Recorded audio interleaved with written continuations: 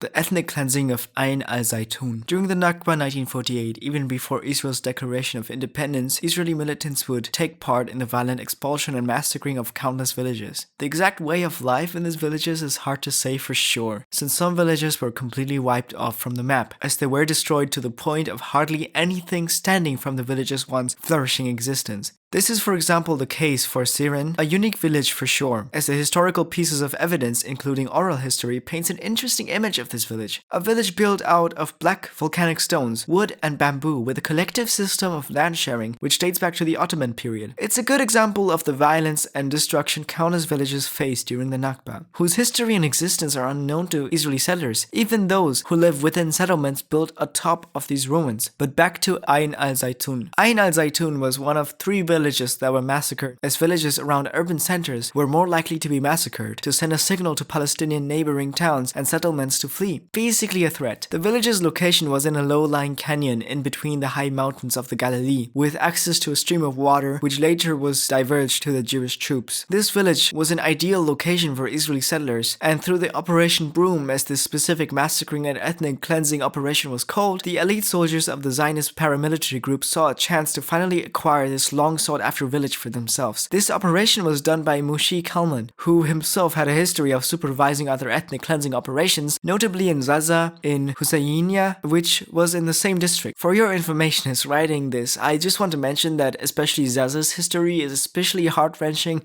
and made me kind of angry after I read about it, since it was a village that literally had done nothing wrong to Jewish settlers, but faced some of the most undeserved violence you can think of. Anyway, during the taking over of Al Zaytun, the Zionist troops faced little resistance from the Syrian troops, who tried protecting the village but could do little in vain, as the Zionist troops were just better equipped and trained, and through the systematic usage of throwing grenades followed by heavy shelling of the village, the Zionist militants successfully took over by dawn. Those villagers who hadn't left surrendered by waving a white flag and were subsequently pushed to the village center. The men were lined up and were strictly inspected, and those who were part of any resistance involvement, especially in the 1936 revolt, were taken somewhere else and shot dead. After the other men who were still alive protested, they too were shot dead. One incident is especially a good example of the belittling treatment Palestinians received from the Zionist colonizers, when one man exclaimed that since they have surrendered and expect therefore to be treated a bit more humanly, he was slapped by the face,